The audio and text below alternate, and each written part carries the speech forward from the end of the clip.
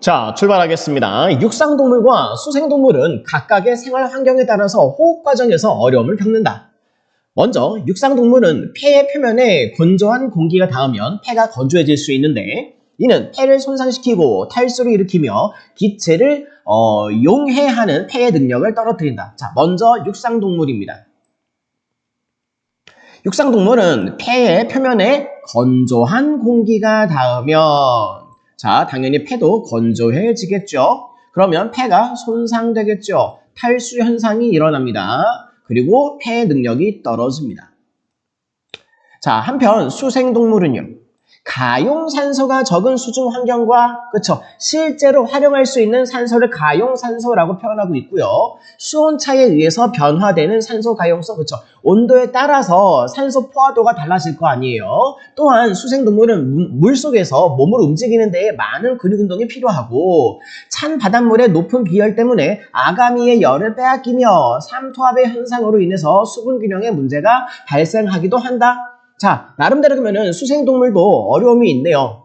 네, 기본적으로 물속에는 가용산소가 적어요. 그리고 또 수온의 영향을 받습니다. 그 다음에 또 물속에서 움직일 때 많은 근육 운동을 해야 합니다. 그리고 또 바닷물이 높은 비열을 갖고 있기 때문에 아가미가 열을 빼앗기기도 합니다. 그리고 또 삼투압 현상 때문에 수분 균형에도 문제가 생기는 거죠. 그쵸? 육상동물은 육상동물대로, 그 다음에 수생동물은 수생동물대로 애로사항이 있는 것 같습니다. 자, 그 다음에, 자, 이러한 환경 속에서 수생동물은 효과적인 호흡을 위해서 아가미라고 하는 특수한 기관을 사용합니다. 아가미. 아가미는 물속에 녹아있는 산소를 흡수하고, 그쵸? 산소를 흡수해야지만 생체 활동을 할 수 있으니까 산소를 흡수하고, 그리고 또 체내에 있는 이산화탄소를 배출하는 기능, 그쵸?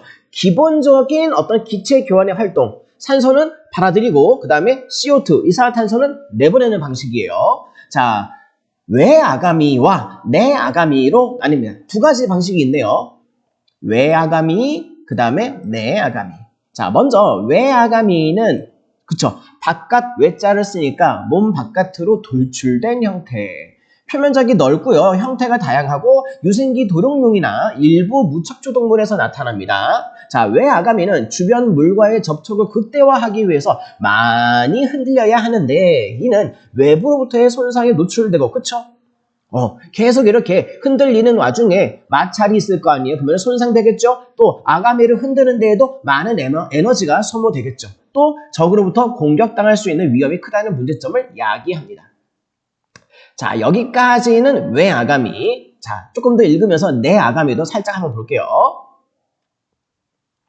반면에 대부분의 어류, 그 다음에 갑각류, 연체동물 등에 나타나는 내아가미는 구조적으로 정교하고 체내에 위치하며 그렇죠. 그러니까 내아가미라고 했겠죠. 체내에 있으니까 보호를 받습니다. 여기까지 한번 끊을게요. 자, 한번 정리해 보겠습니다. 자, 보시면은 육상동물은요. 폐 표면에 건조한 공기가 닿으면 폐가 건조해집니다. 손상되고요. 탈수 현상이 일어나고 폐 능력이 떨어집니다. 자, 수생동물은 가용산소가 적은 환경에 노출되어 있죠. 그리고 또 바닷물이 높은 비열을 갖고 있기 때문에 아가미가 열을 빼앗깁니다. 그리고 또 삼투압 현상 때문에 수분 균형이 만만치 않습니다. 자, 근데 이제 아가미가 두 가지 방식이 있다고 해요. 하나는 외아가미, 다른 하나는 내아가미 이렇게 있는데 자, 외아가미는 이름 그대로 돌출형.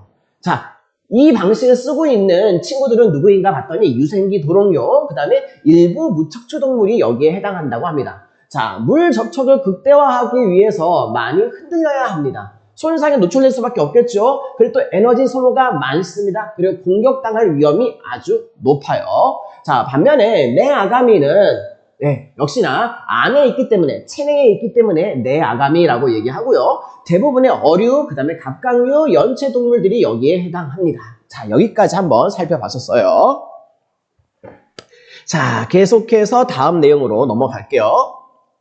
자, 내아가미는 자, 내 아가미에 대한 좀 더 자세한 얘기요. 일반적으로 일정한 형태를 유지하며 덮개라고 불리는 딱딱한 껍데기로 덮여져 있습니다. 자, 덮개가 있고요. 그 다음에 내 아가미는 필라멘트라고 하는 가는 실 모양의 구조를 기본 단위로 하는데요. 자, 그러면 이 필라멘트의 또 세부적인 걸 이제 설명을 할 거예요. 자, 이 필라멘트의 라멜라라고 불리는 필라멘트의 라멜라라고 불리는 납작한 판이 쭈르륵 이렇게 배열되어 있습니다. 그 다음에 이 라멜라는 또 어떻게 되어 있느냐? 이 각각의 라멜라 내부에는 수많은 모세혈관이 분포되어 있어서, 그쵸? 그 모세혈관에서는 보통 우리가 기체 교환하잖아요.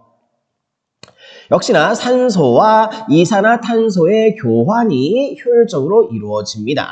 자, 그리고 필라멘트라고 하는 기본 단위로 이루어져 있는데 이 필라멘트에 라멜라가 있다고 했고요.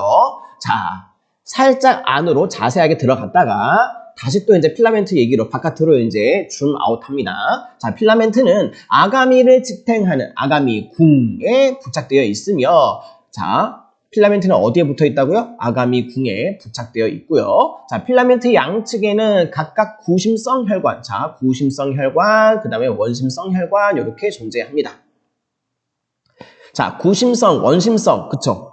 구심력, 원심력, 왠지 그거 떠오르죠? 자, 한번 읽어볼게요. 자, 산소 농도가 낮은 혈액은 필라멘트의 한쪽 측면을 따라서 구심성. 자, 구심성 혈관에는 산소 농도가 낮다. 그 다음에 이번에는 원심성 혈관이요. 자, 산소 농도가 높은 혈액은 원심성 혈관. 그렇죠? 원심성 혈관에는 산소 농도가 높다. 자, 이렇게 해서 필라멘트의 다른 측면으로 빠져나갑니다. 라멜라 안에 있는 모세혈관 내부에서는 항상 구심성 혈관에서 원심성 혈관으로 혈액이 흐르며, 자, 방향이 어디에서 어디로 간다고요? 구심성에서 원심성 혈관 방향으로 혈액이 흘러나갑니다. 구심성 혈관에서 원심성 혈관으로 흘러나가고 이와 함께 그쵸 모세혈관이니까 기체 교환이 일어난다. 이때 기체 교환이라고 하는 것은 산소와 이산화탄소의 교환이겠죠. 자, 여기까지 내용 한번 볼게요. 그렇습니다. 내 아가미는 덮개하고요. 필라멘트의 기본 구조인데, 자, 그 필라멘트 안에는 이렇게 이거부터 라멜라부터요. 필라멘트 안에는 라멜라가 있습니다.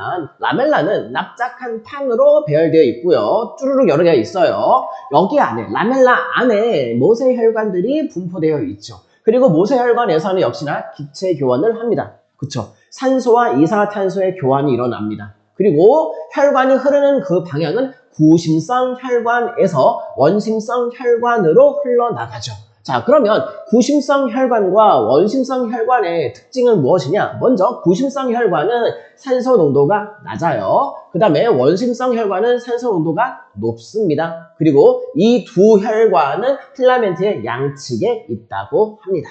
자, 이렇게 보셨죠? 자, 또 내려갈게요.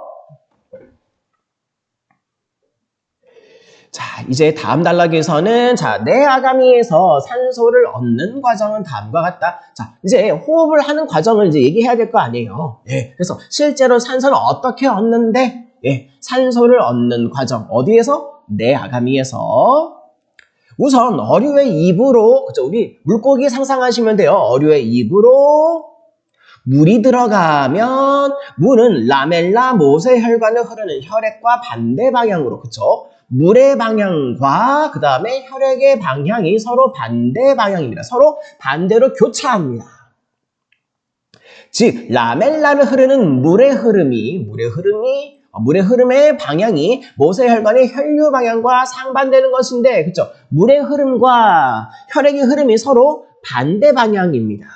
교차합니다. 자, 이러한 역류 관계는 물과 혈액 사이의 기체 교환을 최대화시킨다. 그쵸?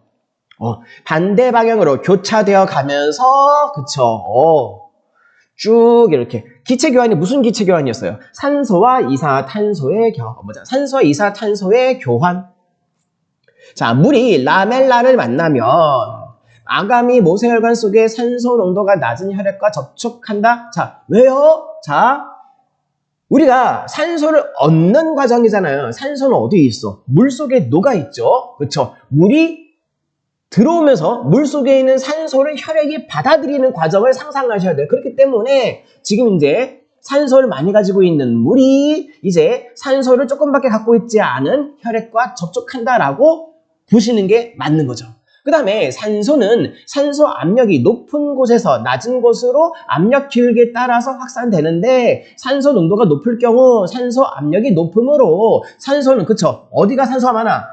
물에 많죠. 물에 산소가 많이 녹아있고 이제 그 물에서부터 산소를 흡수해서 이제 호흡하는 데 써먹어야 되니까 그렇죠.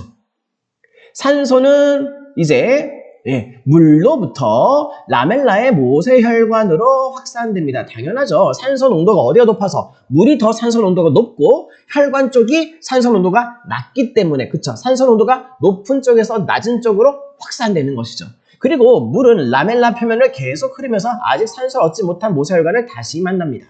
물로부터 아가미 모세혈관으로 산소 확산이 일어나기 시작했으나 여전히 압력 기울기가 충분하므로 물속에 남아있는 산소가 라멜라를 따라서 계속 확산될 수 있기 때문이다. 그쵸? 그 이후로도 쭉 계속적인 확산이 일어난다. 그 얘기죠. 이 방법을 통해서 물이 덮개를 빠져나가기 전까지 가능한 한 많은 산소가 물에서 모세혈관으로 확산됩니다. 그쵸? 자, 여기까지의 내용 한번 확인해 볼게요.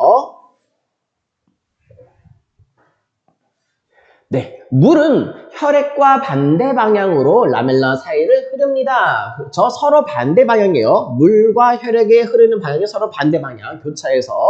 그래서 이게 기체 교환이 최대화되는 조건이 이제 충족이 되는 거죠. 자, 그리고 산소 농도가 낮은 혈액, 그쵸? 혈액은 산소 농도가 낮아요. 그리고 물은 산소를 많이 갖고 있죠. 물에 있는 이 산소가 이제 혈액으로 이렇게 확산돼 들어갑니다. 산소 이동은 물에서 모세혈관 쪽으로 이렇게. 자, 이렇게 보시면 될 것 같고, 자, 또 다음 단락으로 내려가도록 하시죠. 한편 어류가 물을 흡입해서 아가미에서 산소를 흡수하고 나서 다시 내보내는 것을 환수라고 하는데 그쵸? 산소만 써먹는 거잖아요. 물을 계속 먹으면은 배불러요. 물고기도. 산소는 딱 흡수하고 물은 내보냅니다. 이 과정을 환수, 물을 다시 되돌려준다라고 해서 환수라고 하는데 어류가 사용하는 아가미 환수 방법에는 두 가지가 있다고 합니다. 자, 첫 번째 아가미 환수 방식은 입 펌프 방식이라고 해요. 자, 입으로 오물. 우리 물고기들이 입을 뻐끔뻐끔 하는 거 본 적 있죠? 그거 상상하시면 돼요. 입 펌프 방식으로 입과 덮개에 있는 근육을 써서 수압을 만들어서 수압을 인공적으로 만듭니다. 어떤 방식으로 인공적으로 압력을 만들어요? 입을 오물 하면서 그쵸? 이렇게 수압을 이제 근육을 써서 수압을 만들어서 물을 내보내는 방식입니다. 우선 턱을 내리면 입이 벌려지겠죠. 당연한 거예요. 어렵게 생각할 필요 없어요. 턱을 내리면 입이 커지겠죠. 입 공간을 만들고 입속의 압력이 낮춰지겠죠. 그러면은 훅 이렇게 그 안으로 물이 들어오겠죠. 마치 펌프처럼 작동하고 이 안으로 물이 흘러 들어옵니다. 이렇게 해서 입 속으로 물이 들어오게 되면은 또 이제 입 안에 있는 수압은 올라가겠죠. 자, 거의 동시에 덮개가 바깥으로 펼쳐지면서 덮개 공간을 확장하면서 그 속의 수압을 낮춥니다. 자, 이제 덮개를 열면은 그 바깥으로 물이 빠져나가니까 수압이 낮아지겠죠. 그쵸? 이때 덮개 공간을 확장하는 것은 입 공간을 크게 만드는 것보다 수압을 더 많이 낮추기 때문에 밖에서 입으로 들어온 물은 압력의 차에 따라서 덮개 공간을 이동한다. 그쵸? 입으로 물이 들어오는데 덮개 쪽에 더 활짝 열려 있으니까 반드시 물은 휩쓸려서 바깥으로 나갈 수밖에 없다. 그 얘기죠. 이후에 입을 닫고 입 공간을 수축하면 물은 열린 덮개를 지나서 밖으로 나가죠. 그쵸? 이때 입 뒤에 있는 가로막 조직은 물이 실수로 식도로 가는 것을 막아줍니다. 그쵸? 계속해서 물을 뻐끔뻐끔 먹어버리면 배불러요. 그렇기 때문에 식도로 가는 것을 막아줍니다. 누가? 가로막 조직이. 식도로 가는 것을 막아줍니다. 따라서 수생동물은 물이 입속으로 들어와도 삼키지는 않고 아가미를 통해서 한 방향으로 빠져나가게 합니다. 그쵸? 물이 들어왔던 방향으로 다시 나가는 게 아니라 들어오고 나가는 길도 다른 길로 나가는 거예요. 들어왔던 길로 되돌아서 나가는 게 아니었습니다. 정리하면 이 펌프 방식은 고요한 물 속에 가만히 있으면서 물을 입으로 빨아들여서 바깥으로 내보내는 방식이죠. 그렇죠. 예. 자, 조금 읽으면서 머릿속에 그림이 잘 안 그려지죠? 자, 다시 한번 읽으면서 알려드릴게요. 이 부분부터. 자, 우선부터 읽으시면 돼요. 우선 턱을 내려서 그러면 입이 커져요. 입 공간을 크게 만들고 그 다음에 입속의 압력이 이제 낮춰집니다. 그리고 이제 펌프 역할처럼 해서 이제 이 펌프에서 물이 입 안으로 들어옵니다. 이렇게 해서 입속으로 물이 들어오면은 다시 이번에는 물의 압력의 입장에서는 물의 압력은 올라가겠죠. 그 다음에 거의 동시에 덮개가 바깥으로 펼쳐져서 덮개 공간을 확장하면서 그 속의 수압을 낮춥니다. 자, 역시나 이때 입속의 압력이 아닙니다. 수압이 낮춰집니다. 그리고 또 이때 덮개 공간을 계속 크게 확장하는 것은 입의 공간을 크게 만드는 것보다 수압을 훨씬 더 많이 낮추기 때문에 그쵸? 물이 되돌아 나가지 않게끔 막아주는 역할을 하는 거죠. 들어왔던 그 물의 경로를 되돌아서 나가지 않게끔 이미 들어왔던 방향 그대로 이 아가미 쪽으로 빠져나갈 수 있게끔 쭉 빠져나가게끔 도와주는 역할을 합니다. 그래서 밖에서 입으로 들어온 물은 압력의 차에 의해서 덮개 공간으로 이동합니다. 그리고 나서 이후에 입을 닫고 입 공간을 수축하면은 물은 열린 덮개를 지나서 바깥으로 휙 나갑니다. 그쵸? 이렇게 이해하시면 돼요. 자, 여기가 이제 이 펌프 방식이었는데, 자, 두 번째 아가미 환수 방식 하기 전에 정리 한번 해볼게요. 그렇죠. 환수라고 하는 것은, 산소를 흡수하고 나서 이제 물을 다시 내보내는 거예요. 자, 산소를 흡수하고, 그 다음에 다시 내보내는 거는 다시 물을 내보내는 거죠. 자, 물을이라고 하는 말을 추가를 해야지 더 명확할 것 같아요. 그쵸? 그죠? 산소는 흡수하고 물은 내보내는 거. 그쵸? 혹시라도 오해가 생기면 안 되니까 조금 더 단어를 추가해서 판서했고요. 자, 이 펌프 방식은 입으로 물이 들어옵니다. 자, 물이 들어오면은 수압이 높아지죠. 그리고 덮개가 펼쳐지죠. 그러면서 수압이 낮아지죠. 그 상황 가운데서 물이 쫙 빠져나가는 방식이라고 했어요. 이때 가로막 조직이 물이 식도로 가는 것을 방지한다고 합니다. 자, 좋아요. 자, 그 다음 문장 요걸 안 읽었네요. 정리하면 이 펌프 방식은 고요한 물 속에 가만히 있으면서 물을 입으로 빨아들여서 밖으로 내보내는 방식이다. 그래서 우리가 왜요?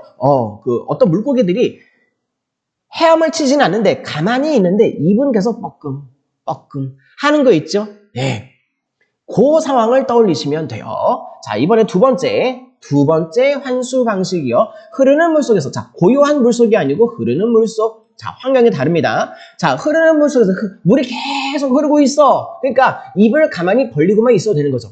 물이 흐르지 않을 때에는 일부러 입을 오물오물 근육을 움직여서 압력의 차이를 만들어내는데 물이 흐르고 있을 때에는 굳이 압력의 차이를 인위적으로 만들지 않아도 되는 거예요. 알아서 물이 입속으로 빨려 들어가니까. 그래서 입을 벌린 채 제자리에 있거나 유영하면서 헤엄을 치면서 물을 입으로 넣고 아가미를 통해서 빼내는 방식이죠. 자, 이 방법은 강제 환수 방식이라고 부릅니다. 자, 이 펌프 방식에 비해서 에너지 면에서 효율적이죠. 왜? 굳이 내가 입을 오물오물 거릴 필요가 없으니까 이 방식도 에너지 소모를 필요로 하지만 유영하거나 헤엄을 치거나 흐르는 물을 맞이해서 제자리에 머무르기 위한 근육 활동만 하기 때문에 호흡에 필요한 에너지 소모량이 이 펌프 방식에 비해서 상대적으로 적습니다. 당연한 말씀. 자, 많은 어류는요, 두 가지 환수 방법을 모두 다 이용합니다. 두 가지 환수 방식이 뭔데요? 이 펌프 방식하고요, 그 다음에 강제 환수 방식이요. 두 가지를 다 씁니다. 많은 어류들은. 자, 가만히 정체된 물 속에서 이 펌프 방식을 취하다가 빠르게 헤엄을 치거나 물 흐름에 맞설 때에는 강제 환수 방식으로 바꾸는 것이죠. 물의 흐름에 따라서 환수 방식이 바뀌네요. 자, 그런데, 자, 정체된 물 속에서는 이 펌프, 그 다음에 빠르게 유영하거나 흐름에 맞설 때에는 강제 환수 방식. 하지만 참치는요. 가만히 이 펌프 방식이 안 돼요. 예, 강제 환수 방식만 된다고 합니다. 그래서 쉼없이 헤엄을 쳐야 합니다. 그래서 가끔 참치는 헤엄 못 치면 죽는다. 뭐 그런 얘기 들어본 적 있죠? 자, 여기까지 한번 또 정리해 볼게요.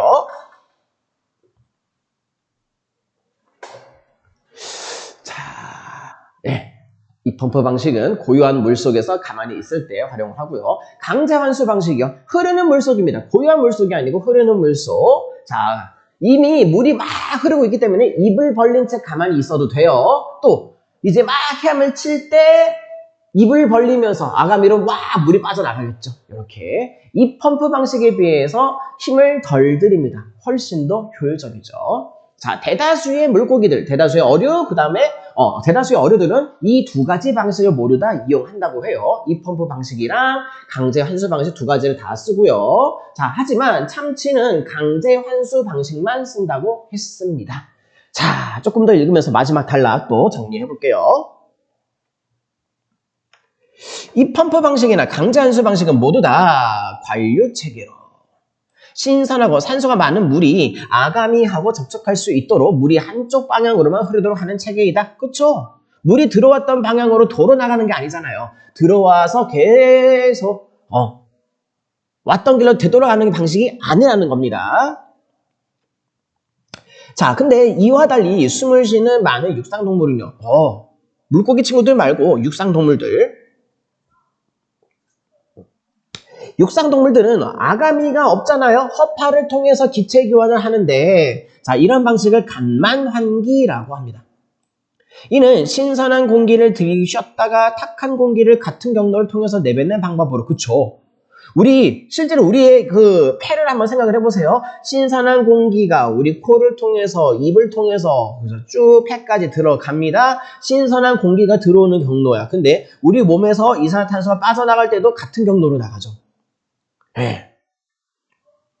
그렇기 때문에 물고기 친구들에 비해서 어류의 환기에 비해서 덜 효율적입니다. 효율성이 좀 떨어집니다. 자, 어류는 관류 체계의 효율성에도 불구하고 그럼 방금 전까지도 그러면은 물고기는 관류 체계의 효율성을 갖고 있다 그 얘기를 했는데 그럼에도 불구하고요. 물의 밀도를 극복해야 하기 때문에 에너지 면에서는 큰 비용을 치른다. 그렇죠? 환기 자체로는 효율적이야. 환기 방식에 있어서는 굉장히 육지동물에 비해서 이 물고기 친구들이 훨씬 더 효율적이지만은 어쨌든 얘네들은 물속에 있죠. 물속에 있기 때문에 계속 움직여야 돼. 계속 움직여야 되기 때문에 물의 밀도를 극복해야 되기 때문에 라고 하는 말로 이제 필자를 바꿔서 얘기를 했는데 전체적인 에너지 면에서는 큰 비용을 치를 수밖에 없죠. 공기로 숨을 쉬는 육상동물이 고른 숨을 쉬기 위해서 몸의 총 사용 에너지 가운데서 1%, 2%밖에 안 씁니다. 하지만 물고기는요. 아가미를 통해서 환수하는 데만 휴지대사율의 10%에서 20%. 자, 휴지대사율이 지금 뭔가 그 밑에 각주에 나와 있죠. 생물이 아무 활동도 하지 않고 안정된 상태에서 생명을 유지하기 위해서 소모하는 최소한의 에너지 소비량. 진짜 아무것도 안 하는데도 전체 에너지의 10%, 20%를 숨 쉬는 데 써버린대요.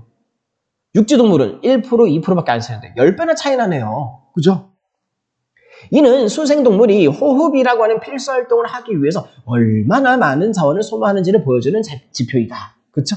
자, 여기까지 또 내용 한번 정리해 보겠습니다. 자, 맞아요. 그래서 입 펌프 방식이다, 강제 환수 방식이다, 둘 다 이제 물고기들의 이제 환수 방식인데 둘 다 관류 체계라고 했고요. 물이 한쪽 방향으로만 해서 빠져나가는 방식이고, 자, 에너지 면에서, 전체 에너지 면에서, 그러니까 이 환수 방식이라고 하는 것 자체가 굉장히 효율적일 수 있으나 전체 몸에서 쓰고 있는 에너지 면에서는 큰 비용을 치른다 그 말이죠. 육지동물은 1%, 2%밖에 안 쓰는데 어류들, 이 수생동물들은 휴지대사율의 10%, 20%를 씁니다. 아무것도 안 하는데도 에너지를 10%, 20%숨 쉬려고 써야 돼요. 그쵸? 자, 그리고 이런 내용도 있었죠. 육상동물은 간만 환기 방식을 쓴다고 했는데 허파에서 기체 교환을 한다고 합니다. 근데 이 방식은요. 신선한 공기가 들어오는 것과 탁한 공기 CO2가 나가는 게 경로가 똑같아요. 그래서 이 방식만 진짜로 이제 이 산소가 들어오고 그 산소를 쓰고 흡수하는 것만 가지고 효율성을 따질 때는 요것만 따질 때는 어류에 비해서 효율성이 좀 떨어집니다. 이렇게 정리하시면 될 것 같아요. 자, 이제 문제를 같이 한번 풀어보겠습니다. 1번 문제 같이 한번 보시죠. 자, 적절하지 않은 것 찾기입니다. 적절하지 않은 것 찾기. 1번 선지 보시죠. 어류는 물을 흡입해서 산소를 흡수한 후 다시 내보내는데 몸의 총 사용의 에너지의 1%에서 2%를 사용한다? 아니요. 1%에서 2%가 아니라 방금 전에 봤었죠? 10에서 20%. 이 부분이 틀렸네요. 그럼 정답 1번이네요. 그죠? 정답은 금방 찾았고요. 자, 나머지 선지도 한번 확인합시다. 보기 2번. 육상동물은 공기를 통해서, 자, 육상동물은 공기를 통해서 숨을 쉬는데 습기가 없는 공기는 건조한 공기겠네요. 폐를 손상시키고요. 기체를 녹이는 폐의 능력을 떨어뜨린다. 그쵸? 1문단이 있었던 내용이죠. 그 다음에 3번 선지. 수생동물은, 자, 이번에는 수생동물의 상황입니다. 아가미를 이용해서 호흡을 하는데, 아가미는 물속에 녹아있는 산소를 흡수하고, 몸속에 있는 이산화탄소를 내보내는 역할을 한다. 그쵸? 산소는 받아들이고, 이산화탄소는 내보냅니다. 맞는 얘기죠. 그 다음에 4번 선지. 숨을 쉬는 많은 육상동물은, 자, 육상동물은 무슨 방식? 간만 환기. 그 다음에 이는 신선한 공기를 들이쉬고 탁한 공기를 내뱉을 때 같은 경로를 이용한다. 그죠? 같은 경로. 신선한 공기가 들어오는 길목이나 이제 탁한 공기가 나가는 길목이나 같은 길목을 쓴다. 4번도 맞는 얘기입니다. 그 다음에 5번 선지. 내아가미는 안쪽에 체내에 있고 딱딱한 껍데기 위에서 보호를 받고 있어서 안전하지만 이에 비해서 외아가미는 몸 바깥으로 돌출되어 있어서 외부로부터의 손상이나 적으로부터의 공격에 취약하다. 그렇죠. 그래서 2, 3, 4, 5는 맞고 아까 처음에 찾았던 1번 선지가 틀렸습니다. 정답은 1번. 그 다음에 2번 문제 가시죠. 자, 기억과 니은에 대한 설명. 자, 그러면은 기억하고 니은이 뭔지 한번 확인을 해볼게요. 자, 기억하고 니은이 뭐더라? 자, 기억 여기 있네요. 첫 번째 아가미 환수 방법, 이 펌프 방식이죠. 그 다음에 니은은요, 두 번째 아가미 환수 방법, 강제 환수 방식이죠. 자, 그러면 기억과 니은 써놓고 시작을 해봅시다. 자, 기억은 이 펌프 방식.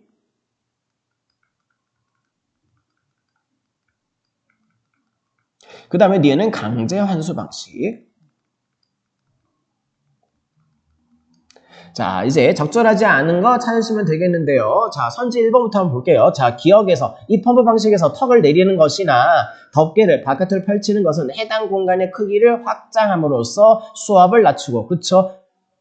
공간의 어떤 그 압력을 인위적으로 조절하는 거죠. 근데 공간의 크기가 확장되면은 압력은 낮춰지겠죠. 자, 이를 통해서 수압의 차이로 물의 이동을 발생시킨다. 그쵸? 1번 선지 내용은 맞습니다. 그 다음에 2번 선지 니은은 이번에는 강제 환수 방식이에요. 강제 환수 방식은 입을 벌린 채 물을 흘려보내는 방식으로. 그쵸? 가만히 입만 벌리고 있어도 돼. 왜? 이미 흐르는 물이기 때문에 흐르는 물 속에서 그쵸? 입을 벌린 채 제자리에 머무르거나 유영할 때 쓴다. 2번도 가능합니다. 그 다음에 3번 선지. 자, 기억.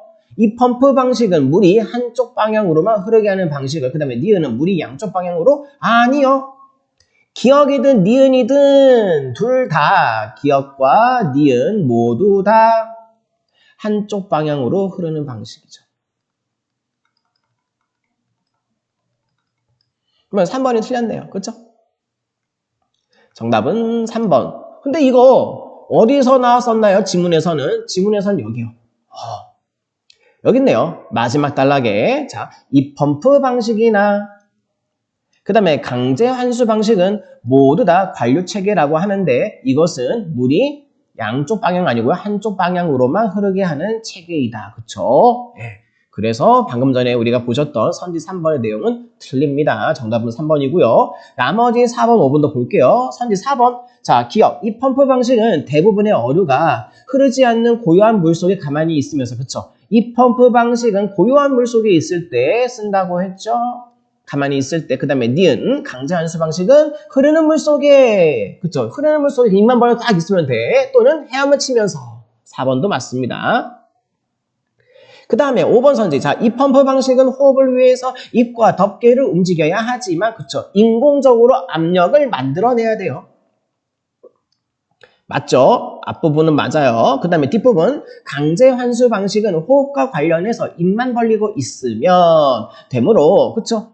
이미 물살의 흐름이 만들어져 있으니까 기억에 비해서 니은이 강제 환수 방식의 상대적으로 호흡에 필요한 에너지 소모량이 적다. 그쵸? 인공적으로 압력을 자꾸 만들기 위해서 입을 오물오물 할 필요가 없으니까 5번 선지도 맞는 설명. 그래서 정답은 3번.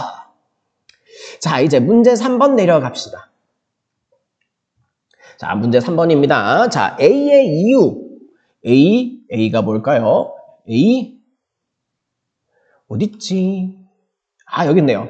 자, 여기 이 부분. 이러한 역류 관계는 물과 혈액의 기체 교환을 최대화한다. 여기가 A네요. 그러면은 요거 확인하기 위해서 그 앞에 있는 것도 같이 보셔야 되죠.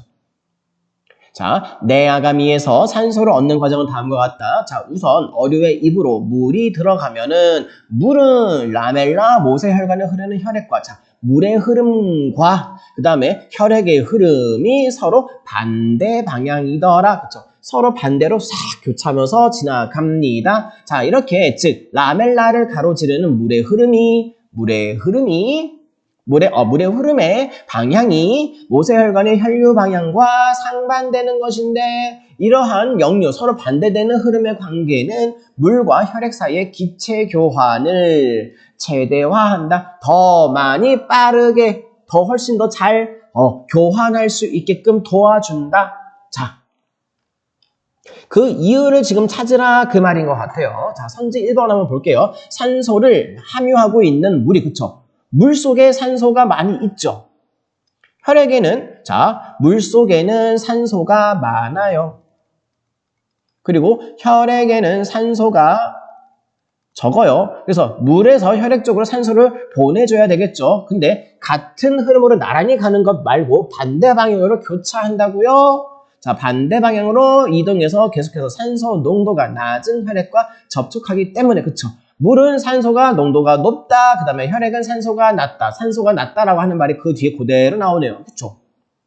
접촉하는 그 상황을 자꾸 만들어준다 그 얘기잖아요. 그러면 1번 문제 없네요. 맞아요. 정답은 1번. 자, 정답은 처음에 금방 찾았고 나머지 2, 3, 4, 5 한번 볼게요. 자, 선지 2번. 물의 흐름으로 인해서 구심성 혈관에서 원심성 혈관으로 흐르던 혈액의 방향이 반대 방향으로 바뀌기 때문에 물의 흐름 때문에 막 바뀌어버려요? 아니죠. 그 다음에 선지 3번. 산소 농도가 높은 혈액이 벌써 산소 농도가 높아요? 라멜라를 가로지르는 물을 만나서 그리고 심지어 산소를 잃어버린다고요? 아니야, 산소를 챙겨와야지. 산소 잃어버리면 숨 어떻게 쉬어? 말도 안 되죠? 네, 3번 틀렸고요. 그 다음에 선지 4번. 아가미 모세혈관 속에 산소 농도가 낮은 혈액에서 혈액에 산소 농도가 낮다라고 하는 말 여기까지는 문제 없어요. 어류의 입으로 들어온 물 속에서 어류의 입으로 들어온 물 속으로 산소가 빠르게 이동한다? 그러면 무슨 얘기예요? 혈액에서 큰일 나겠네.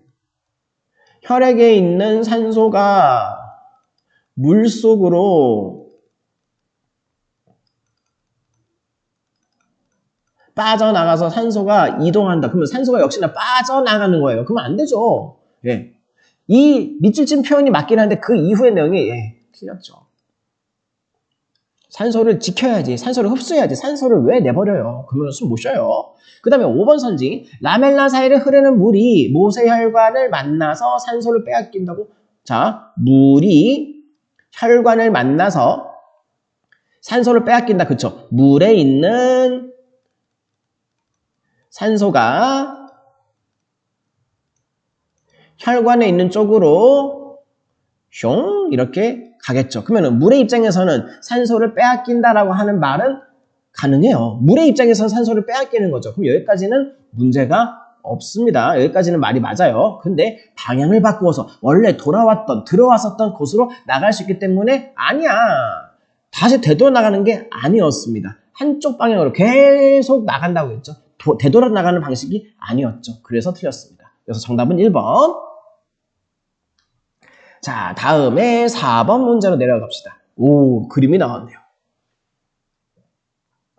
자, 보니까요. A 대목을 바탕으로 자, 보기를 이해한 거. 자, 보니까 예, 필라멘트 있고요. 라멜라 있고요. 그 다음에 오, 그렇군요. 예. 물의 흐름의 방향은 이렇게 돼 있네요.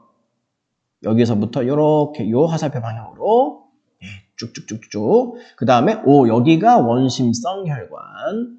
그 다음에 여기가 구심성 혈관. 예. 그리고 그 사이에 모세혈관. 그러면 모세혈관에서는 기체 교환이 일어나겠네요. O2 산소와 그 다음에 이산화탄소의 교환이 일어날 것 같고요. 자, 조금만 더 정리를 해보고 그 다음에 선제 분석 넘어갈게요. 자, 원심성 혈관하고 구심성 혈관하고 예, 산소 농도가 달랐던 거 혹시 기억나실까요? 자, 칠판에 이미 썼었는데 예. 구심성 혈관이 산소 농도가 낮습니다. 원심성 혈관이 산소 농도가 높습니다. 자, 구심성이 낮고 자, 구심성 혈관이 O2 농도가 낮고 원심성 혈관이 O2 농도가 높다고 했습니다. 그렇죠? 자, 요렇게 그러면 요 정도 이제 분석을 하셨으면 선지 이제 확인해도 될 것 같아요. 적절하지 않은 것 찾기입니다. 자, 선지 1번입니다. 자, C가 붙어 있는 C 여기 있네요. 필라멘트가 붙어 있는 A 아가미 궁. 그렇죠? 필라멘트를 붙여놓고 있고, 그쵸? 아가미를 지탱하는 역할? 예, 그러면 1번은 맞죠. 아가미 궁은요, 예, 지탱하는 역할 맞습니다. 그러면 선지 2번, B는 라멜라요. B는 라멜라인데, 라멜라의 모세혈관에서 흐르는 혈액은 아가미 내부로 들어온 물의 흐름과 반대 방향으로 흐른다. 그쵸? 혈액의 방향과 물의 흐름은 서로 반대 방향이라고 했죠. 그래서 기체 교환을 최대화한다고 했습니다. 그러면 2번도 맞습니다. 그 다음에 3번 선지 산소를 함유하고 있는 물이 그쵸 물 안에는 산소가 많을 거야. 그 다음에 B의 모세혈관 속에 산소 농도가 낮은 혈액에는 아직은 산소가 없어 좀 낮아. 만나면 압력 기울기에 의해서 물에 있는 산소가 혈액 속에 있는 쪽으로 들어가겠네요. 산소가 물에서 혈액으로 이동한다. 그쵸 물에서 혈액으로 이동한다라고 하는 것도 이동 경로도 맞네요. 그쵸 3번 선지도 그러면 맞죠. 물에서 혈액으로 이동하는 거 맞죠? 그 다음에 4번 선지 D의 혈액은 D는 어디 있어요? 원심성 혈관. 자, 요거 D의 혈액은 산소 농도가 높은 거 E의 혈액에 비해서 구심성에 비해서 상대적으로 적은 산소? 아닌데요. 제가 미리 이렇게 분석을 하고 시작한 이유가 있죠. 네, 반대입니다. 상대적으로 적은이 아니라 많은 이렇게 해야죠. 그러면 정답은 4번.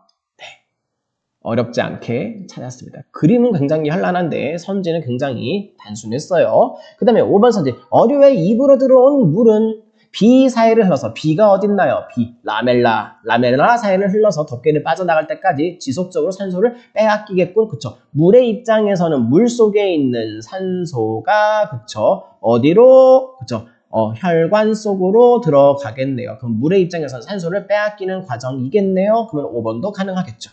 정답은 4번. 자, 그 다음에 어휘 문제입니다. A, B, C, D, E의 사전적인 의미로 틀린 것. 자, A부터 한번 가볼게요.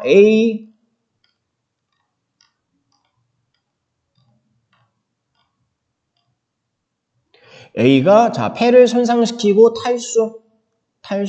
예, 탈수는요 물이 빠져나가는 거잖아요. 자, 선지 1번에 탈수였는데 설명 어떻게 했는지 봅시다. 몸속에 수분이 모자라서 일어나는 증상 1번 가능할 거고요. 맞는 얘기. 그 다음에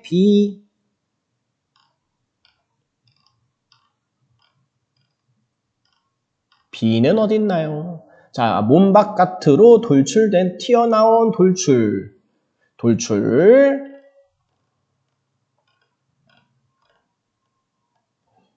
쑥 내밀거나 붉어져 있음. 그쵸, 돌출 가능합니다. 그 다음에 C가 써서 없앰이래요. C가 뭐지? C 여기 있다. 소모. 소모 써서 없애다. 맞는 것 같죠? 네, C는 맞아요. 그 다음에 D. D는 어디 있나요? D. 잘 안 보여요. 그죠? 여기 있다. 예. 여기 흡입하다. 흡입하는 흡입. 그러면 빨아들인다 얘기가 있어야 될 텐데 흡입. 그쵸? 아까 3번 선지는 맞았고 흡입, 기체나 액체 따위를 빨아들인다 맞고요. 그러면 5번 선지 2 하나 남았네요. 2 봅시다. 2.